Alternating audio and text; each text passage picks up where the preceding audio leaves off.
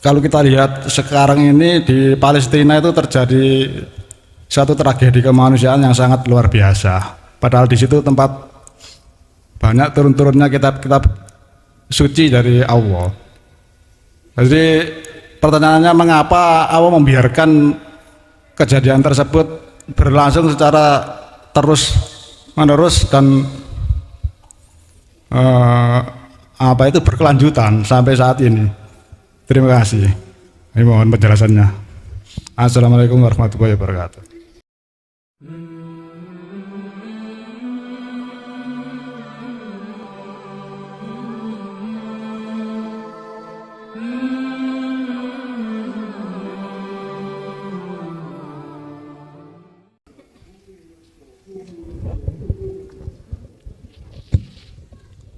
Assalamualaikum warahmatullahi wabarakatuh. Tadi sudah disampaikan bahwasannya turunnya semua kitab-kitab suci itu mencampurkan dari yang pertama, terus yang kedua, ketiga sampai keempat. Jadi kitab suci yang terakhir itu kan Al-Quran. Jadi kalau nanti sudah tidak ada turun kitab suci lagi, bagaimana cara menyempurnakan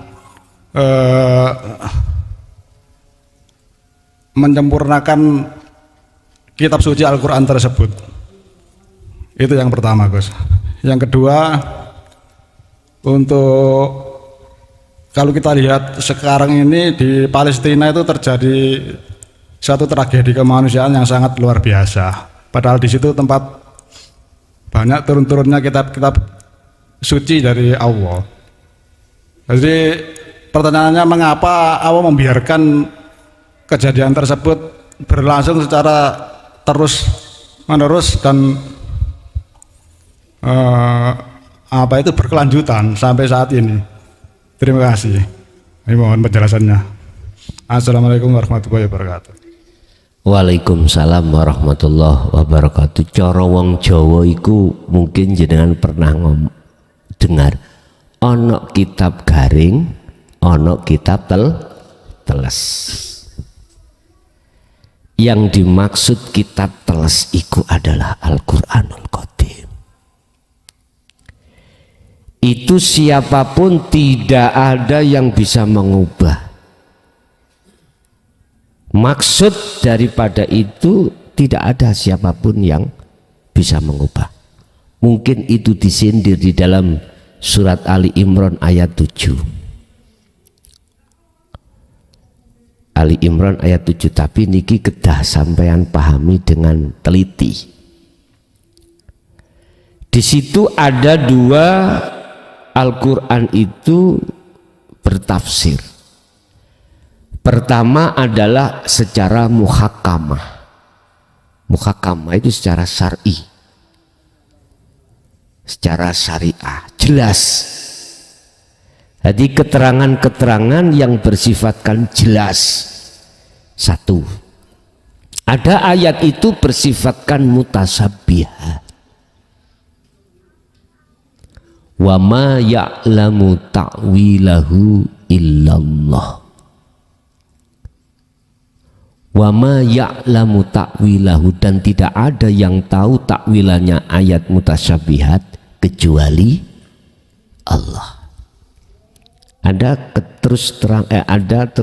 keterangan selanjutnya. Barang siapa yang condong terhadap ayat-ayat mutasyabihat, maka tersesatlah dia. Nyun sewu, ini gandeng dengan surat Al-Baqarah ayat 28 mang yang ditanyakan, Pak, ya, ditanyakan.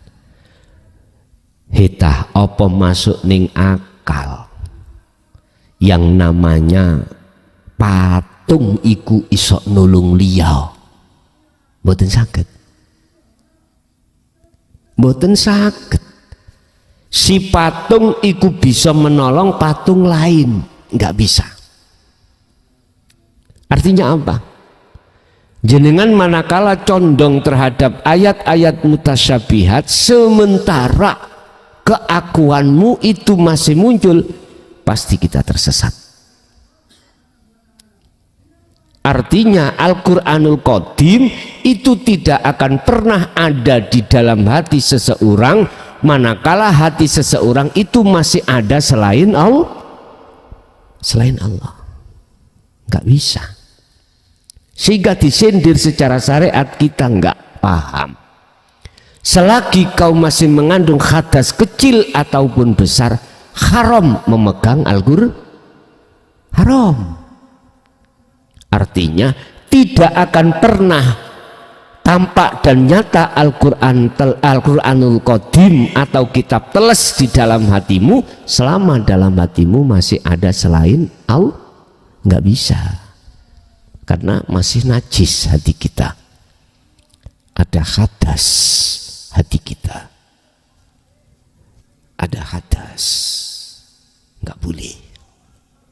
Nih sampai nek si ngandung hadas kecil jenengan iku megang Quran nggak boleh, haram. Apalagi jenengan ini hadas besar membaca hukumnya nggak megang membaca haram. Itulah pengertiannya tentang Al-Quranul Qadim. Yo ini yang menjaga.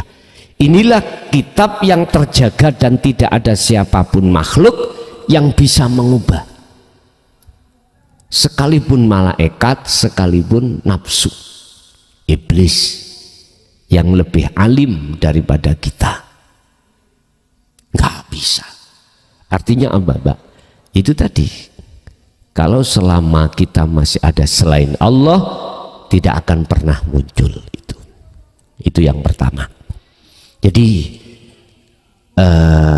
kula mboten disiki kersa mboten, keabsahan, kesucian, kemurnian, keaslian di dalam Al-Quranul Karim itu akan terjaga oleh Al-Quranul Qadim. Nyun sewu. Tadi surat Al-Baqarah ayat 28 yang ditanyakan, mesti jenengan mentafsirkan adalah orang-orang selain agama pasti lah gitu toh, pasti. Akhirnya kita tidak merasa kita yang ingkar. Tapi kalau ditarik dari hakikatnya Al-Quranul Qadimnya, ternyata walaupun saya umpama saya itu alim Qur'ani, alim hadisi, alim fikih, tapi manakala dalam rohaniaku masih mengaku saya yang memberikan bimbingan, memberikan petunjuk, memberikan hidayah, maka itulah yang dikatakan orang yang ingkar. Saya ini, kalau itu saya yang memberikan petunjuk, bimbingan, terus bagaimana dengan ayat yang mengatakan surat Al-Qasas itu, innaka la tahdi man ahbabta, sesungguhnya bukan kamu Muhammad yang bisa memberikan petunjuk terhadap orang yang kau dekati, tetapi adalah Allah. Oleh sebab itu mungkin lebih arif adalah sesungguhnya yang memberikan, yang mempunyai petunjuk, yang mempunyai syafaat, itu sesungguhnya iman kita cukup Allah lah. Bila mana terdapat pada diri Muhammad, itu sesungguhnya itulah hamba yang diizini oleh Allah membawa syafaat untuk kita sebagai umat. Lagi sangat arif. Mungkin ya seperti inilah bisa diterima dari sisi golongan kiri, juga dari sisi golongan kanan, begitu. Nah, yang kedua, bagaimana mensikapi tentang adanya tragedi mulai tanggal 7 Oktober ya Pak nggih? 7 Oktober di Timur Tengah itu. Mungkin jenengan satu sisi menuduh sing ngawali iku adalah apa namanya, siapa? Hamas lah gitu, mungkin lah gitu dah. Ya sampai delok sejarah sebelumnya. Sampean lihat sejarah sebelumnya itu bagaimana Palestina tertindas, Pak. Seperti Indonesia dulu tertindas. Itu tanggal 8 mau ada pesta besar-besaran. Sebelum tanggal 8 itu sudah ada pesta. Nanti tanggal 8 ada pemotongan sapi di Masjid Al-Aqsa. Masjid apa ya? Al-Aqsa. Lah, lu sama jari sapa? Yo ojo ngomong jari sapa-sapa. Jadi semua mujahid itu rapat. Bagaimana ini nanti nggak terjadi. Akhirnya dihantamlah tanggal 7. Sebetulnya itu nggih mohon maaf, miturut grafik syariat loh ya. Palestina itu adalah terjajah. Seperti Indonesia dulu. Kita kalau buka-bukaan sejarah, yang buka oning Quran wae. Jangan buka sejarah yang lain. Kalau buka sejarah, Israel itu adalah kaum, Pak, bukan negara. Tapi sekarang kok jadi negara. Kaum itu kaum. Dari kaum Yahudi. Itu kaum. Gampangane mereka ditolong akhirnya mendung. Sebetulnya kami bukan kapasitasnya untuk masuk di ranah itu, tapi oleh karena jenengan tanya, yes, tak jawab aja. Tapi nanti akan kukembalikan secara hakikat, ya. Kukembalikan secara hakikat. Sebetulnya Hamas itu melakukan 7 Oktober supaya 8 Oktober tidak terjadi seperti itu. Akhirnya para mujahid, makanya koyai kan Hamas, tapi akhirnya front yang lain muncul. Istilah bahasa koyai nawur lah, enggak, sudah mumet, rapat itu sudah mumet. Inilah mungkin awal persatuan dan kesatuan umat Islam diawali dari tanggal 7 Oktober. Lihat, akhirnya negara lain yang Islam, Yaman, ikut juga. Bisa-bisa Indonesia lah, tapi gak ngomong aku. Enggak, nantinya sama lihat diikuti ya secara fisiki.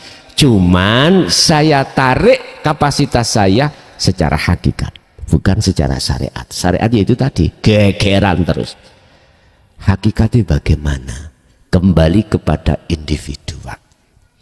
Di dalam diri ini, di tengah-tengah diri ini ada 2 sifat. Pertama sifat basariyah dan kedua basirah. Basariyah kita diduduki nafsu nafsiyah dan amarah. Basirah diduduki nafsu lawamah dan mutmainnah. Wama ubarri'u nafsi innan nafsa la amaratum bisu. Basariyah. Yang kedua illama rohima rabbi. Cenderung nafsu itu mengajak ruhaniyahmu itu melalaikan Allah, menyekutukan Allah, membuat jelek pada Allah dengan bentuk macam-macam, Pak. Kalau kita kembali kepada surat Ibrahim ayat 3, tiga pos yang dijadikan nafsu supaya ruhaniyah jenengan itu lalai dengan Allah. Pertama, wa yastahibbunal hayatad dunya alal akhirah. Anda dilulu dengan urusan dunia. Anda ditarik supaya ruhaniyah cinta pada dunia. Iya, Pak, ditarik. Dikasih bantuan gini-gini macam-macam. Kalau kita sudah masuk dalam perangkapnya nafsu, mesti alal akhirah, meninggalkan Allah Anda.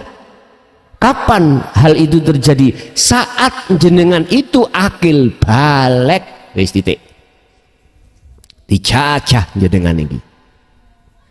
Jagati ruhaniyah dijajah oleh nafsu, nafsiyah dan amarah ini Bapak Ibu. Udah. Akhirnya Allah menurunkan satu ayat, wa zuyyina linnasi hubbus syahawah.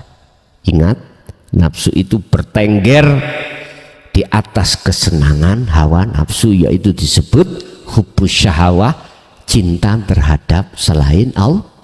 Selain Allah. Apa selain Allah?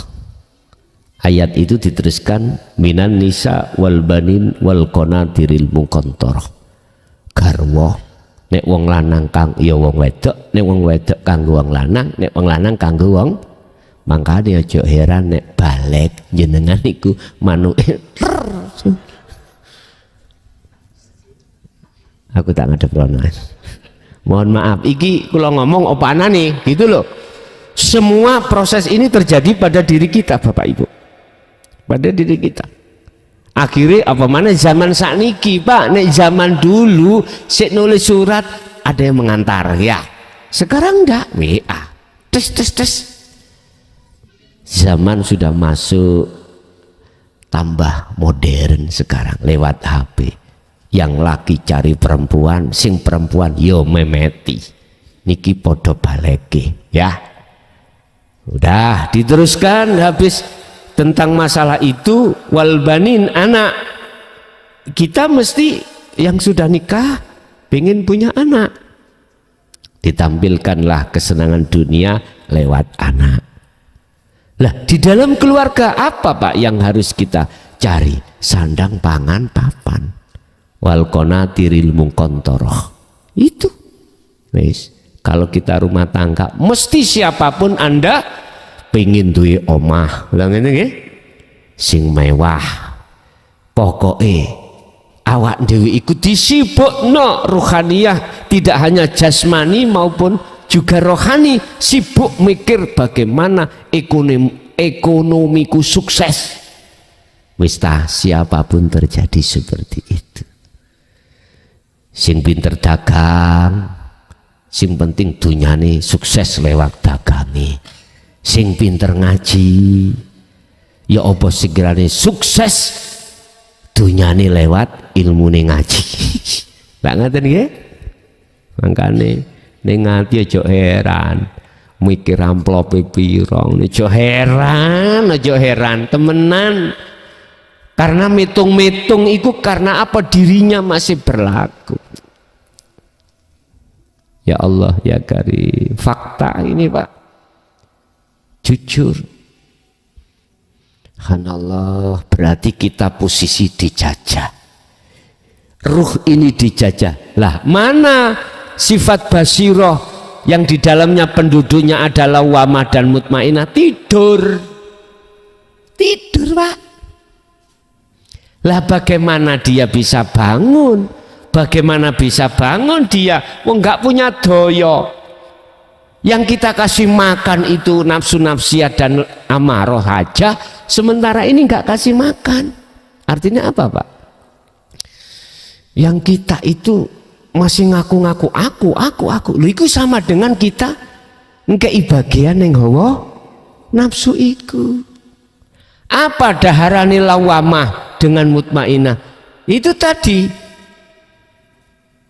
saya katakan dalam surat Al-An'am 161 tadi, ajaran dinu tauhid dijauhkan ini. Hati daharane gak ono, ini gak ada. Bagaimana akan timbul satu kesadaran bahwasanya semuanya Allah, lah ilmunya kita ditutup. Ini perjalanan Pak, perjalanan. Tapi ketika saat ilmunya itu sudah buka mengalir, akhirnya lawamah muncul. Bangun Pak, berdapat daharan Pak, tangi Pak, set. Akhirnya menyesali Pak.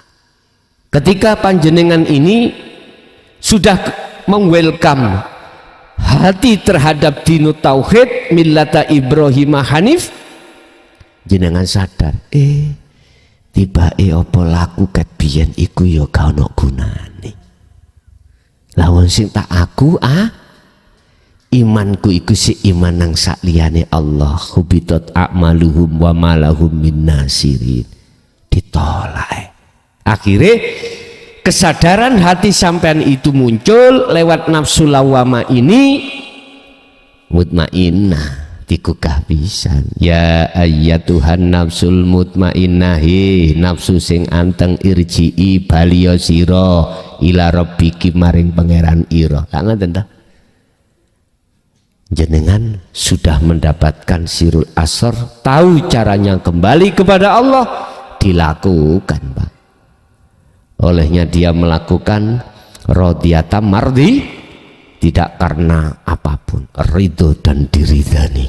Akhirnya fadkhuli fi ibadi wadkhuli, artinya jiwamu akan anteng damai manakala jenengan ini dikatakan sudah sampai pada Allah. Apakah Hamas menang? Mesti. Loh ngono lho gampangane. Mujahid ini mesti menang, pasti, karena ayatnya dia itu radiyatan maradiyah. Fadkhuli fi ibadi wadkhuli. Lah di situ loh Pak. Lah sing mati sebelum merdeka ya apa? Disebut apa? Mati syahid. Syuhada. Iki bahasa syariat karena membela agama. Sekarang kembali hakikat. Jenengan sadurunge mati, sadurunge ketemu Allah, merangi nafsu, waktu sholat, waktu aktivitas apapun jenengan kok isdat syuhada. Ya, lah penak lah. Makanya ada yang tanya, Gus, kula niki wis nampa dinut tauhid. Kula ya wis ngamalno dzikir. Tapi kula durung tutuk ketemu Allah, durung merdeka, tapi isdet ya apa? Lah ngoten nggih. Inilah yang disebut syuhada, yang di situ Allah sendiri yang nantinya menjemputmu. Istilahnya jenengan iki ngerepotno Gusti. Budal ngaji, jaluk disusul. Ya enak Pak, masih garu dalane soto enggon. Nyun sewu ngaji, makanya saya itu belajar untuk tidak mau dijemput. Wis tak budal dhewe ae kek ana Sherlock. Lah ngoten ya. Ben gak ngrepotno jenengan.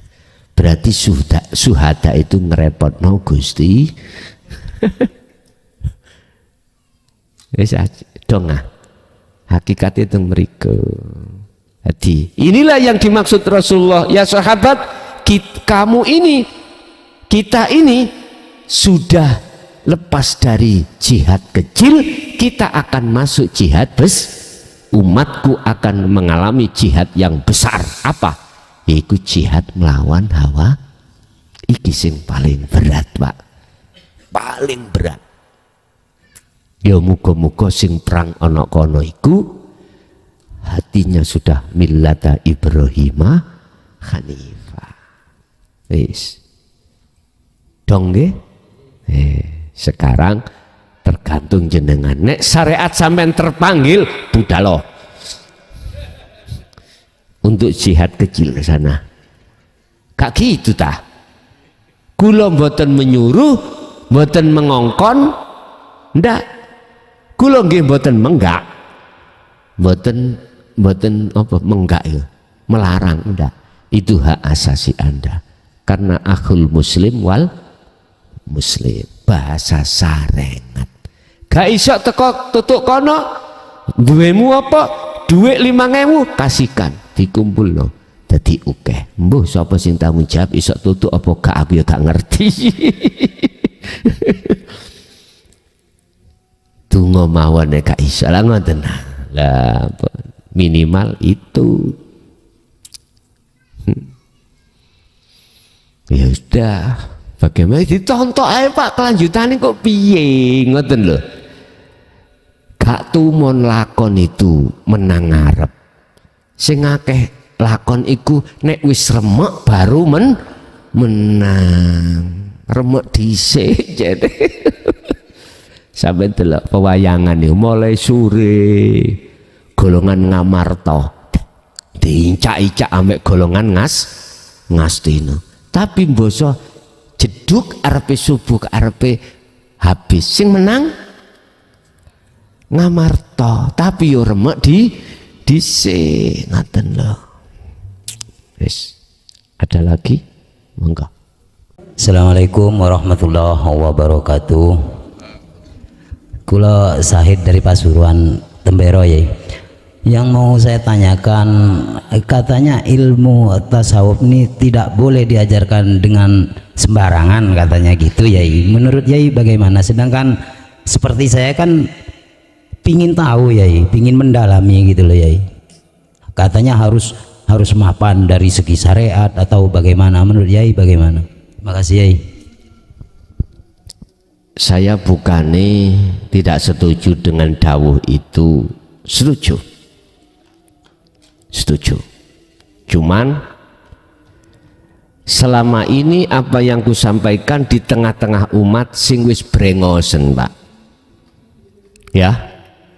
Kalau itu diajarkan terhadap mereka yang masih dalam keadaan pendidikan tarbiyai ibtidah sanawi, mohon maaf ya, saya maklumi makalah itu.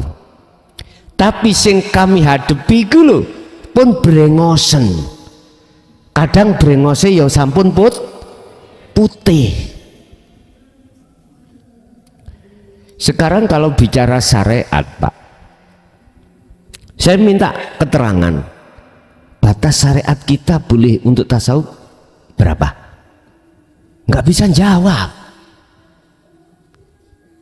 Semua ulama saya tanya nggak bisa jawab. Mana batasnya kita itu syariatnya cukup? Apa hadis arba'in harus hafal? Sahih Bukhari harus paham? Nggak bisa jawab. Apa fikih kita itu sampak fakul mu'in? Nggak bisa jawab. Ternyata jawabannya saya punya jawaban sendiri. Nek jenengan iki wis umur brengosen ngene iki, wis keluarga, apa mungkin jenengan mondok maneh zaman biyen umur 20? Nggak mungkin toh. Ya sudah, syariatmu sekarang berapa, ya itu, inilah batas. Paling tidak jenengan iki menyesuaikan syahadat, sholat, zakat, puasa, haji, ya udah, sampai di situ udah. Sampai tidak dituntut untuk harus bisa membaca kitab nahwu sorope kudu lah. Sampean terus belajar ning kuno ketekan pati terus apa sing tanggung jawab? Mohon maaf Pak ya. Jadi boleh bermakola atau beda pendapat. Cuman saya berprinsip yang saya hadapi ini orang-orang yang sudah brengosen alias yang sudah berumah tangga. Kalau masalah syariat harus mumpuni, terus yang kita hadapi ini sudah berumah tangga, batasnya berapa? Semuanya nggak bisa jawab.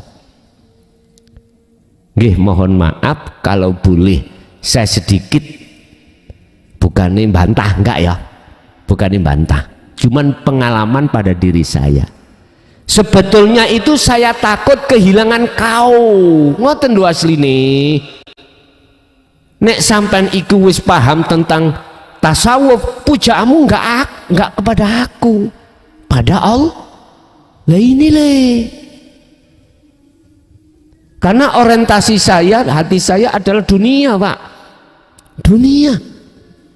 Ujung-ujungnya dunia. Udah iki nggak bisa kututupi. Nggak bisa kututupi. Sudah banyak memang. Sudah masuk yang mendebat saya di WA saya juga ada seperti itu. Terus aku ngomong gini. Kalau orang ini kau larang untuk bertasawuf, terus orang ini sebelum mancik di situ, belajar situ mati, berani kau tanggung jawab? Nggak bisa jawab. Kita orang yang sudah alim ilmu syariatnya terus gandoli umat ini belajar ilmu tasawuf dengan alasan syariatmu api ono dulu misalnya, ya. Apabila terjadi kematian, siapa yang tanggung jawab? Nggak berani, Pak. Diem. Mau untuk bertanggung jawab? Nggak mau. Bagaimana mungkin bisa bertanggung jawab patung siji ambek siji nih? Nah, iso tanggung jawab. Mboten saged, Pak. Sifat hakikat kita sebagai makhluk jelas miturut tasawuf la haula wala quwwata, tidak punya daya upaya apapun dalam hal apapun. Bimbingkah, memberikan petunjuk tah? Nggak bisa. Masa saya kurang percaya dengan surat Al-Qasas yang saya sampaikan tadi? Innaka, langsung Rasulullah Muhammad ini, la tahdi man ahbabta walakinallaha yahdi may yasha. Bukan kau Muhammad yang memberikan petunjuk, sesungguhnya bukan kau yang bisa memberikan petunjuk terhadap orang-orang dekat kamu, tidak bisa kau.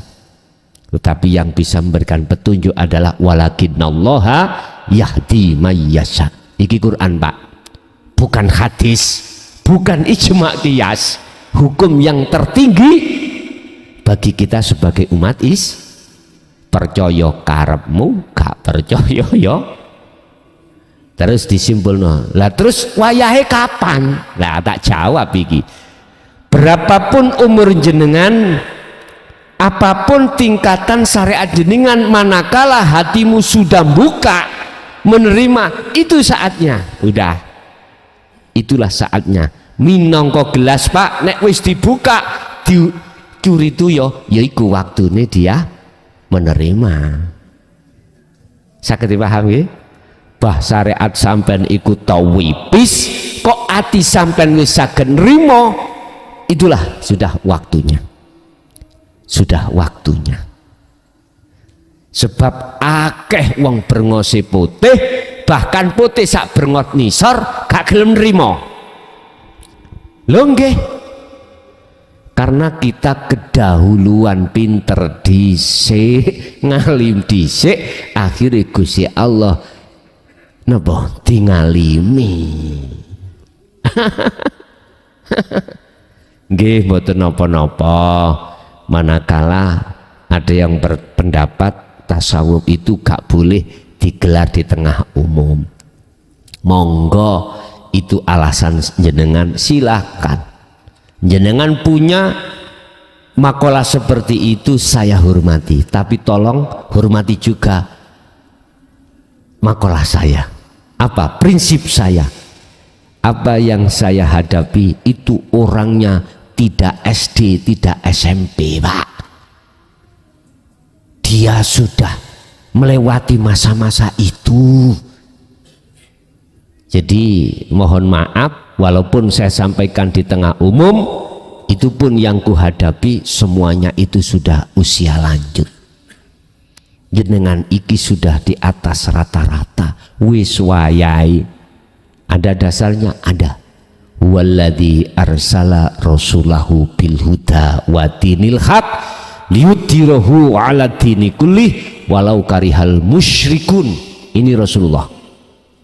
Dialah Allah yang mengutus utusannya, yaitu Muhammad pada saat itu menurut Quran, ya dah, dengan membawa hidayah, petunjuk, wa dinil haq, aidinu tauhid. Itu harus disampaikan di tengah-tengah, walau karihal musyrikun, wa qala aidon walau karihal kafirun, walaupun di tengah umum, walaupun banyak yang mencaci, tetap Allah mengutus utusannya untuk menyampaikan. Jadi mohon maaf yang tidak bersepaham dengan saya, silahkan, monggo. Saya hormati inisiatif jenengan, Tapi saya juga punya makalah sendiri, prinsip.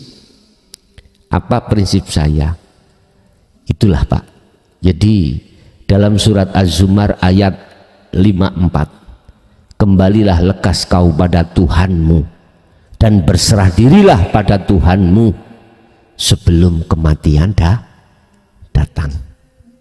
Itu prinsip saya, dasar saya, mengapa saya sampaikan di tengah umum atau di tengah-tengah yang katanya orang itu syariatnya tipis. Mohon maaf, urusan diterima atau tidak diterima monggo, monggo, boleh kita beda pendapat, beda makalah, tapi mohon maaf, kalau bahasa saya, mari kita saling menghormati pendapat orang lain. Begitu Pak. Berhubung pendapat saya tidak dihormati, akhirnya terjadilah saling gesek. Ya wis tak malum ya, wong gak ngerti diapa nih. Lo ngoten tuh, ngoten niku tambah ngamuk-ngamuk Pak, karena dia sangat merasa sangat mengerti, sangat merasa lebih alim, lebih tua dan lain sebagainya. Begitulah fakta di lapangan. Ya wis, Israel ambek Palestina yang ngunu, akhirnya perang. Lah ngoten nggih. Pun monggo malih.